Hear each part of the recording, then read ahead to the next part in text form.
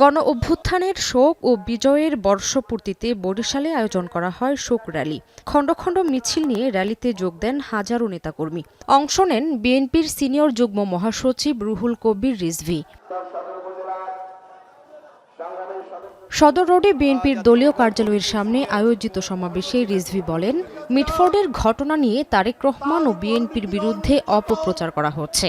দেশের আইনশৃঙ্খলা পরিস্থিতি স্বাভাবিক করতে নির্বাচনের কোনো বিকল্প নেই বলেও জানান তিনি। ঢাকা মিটফোর্ডের সামনে একটি হৃদয় বিদারক ঘটনা ঘটেছে। সমাজে যদি কেউ কাউকে আক্রমণ করে রক্তাক্ত ঘটনা হয়, এর প্রতিবাদ যারা করেন তারা করেন প্রশাসনের বিরুদ্ধে, তারা করেন সরকারের বিরুদ্ধে। আমরা এখানে দেখলাম কি প্রশাসন বা সরকারকে কিছু না বলে কিছু লোক অপপ্রচার চালালেন বিএনপির বিরুদ্ধে। এদিকে জুলাই শহীদদের স্মরণে কালো ব্যাচ ধারণ ও মৌন মিছিল কর্মসূচি পালন করেছে চট্টগ্রাম মহানগর বিএনপি। শুক্রবার বিকেলে নগরীর কাজীর দেউরির মুসলিমন ভবন চত্বরে এই কর্মসূচি পালিত হয়। এ সময় বক্তারা গণ অভ্যুত্থানের চেতনা বাস্তবায়নে নেতাকর্মীদের এগিয়ে আসার আহ্বান জানান। জুলাই বিপ্লবের সফলতাকে ম্লান করে দেওয়ার জন্য একটি গোষ্ঠী উঠি পড়ে লেগেছে আজকে।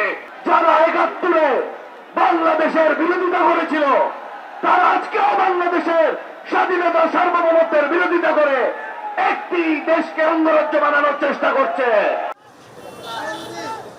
জুলাই আগস্টের শহীদদের স্মরণে মৌন মিছিল করেছে সিলেট জেলা ও মহানগর বিএনপি।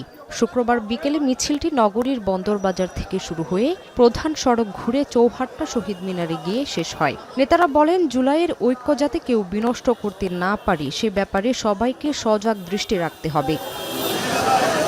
এছাড়াও তারেক রহমানকে অসম্মান ও কটূক্তির প্রতিবাদে রাজশাহীতে বিক্ষোভ মিছিল করেছে জাতীয়তাবাদী কৃষক দল। শামীমা শাম্মী, এখন।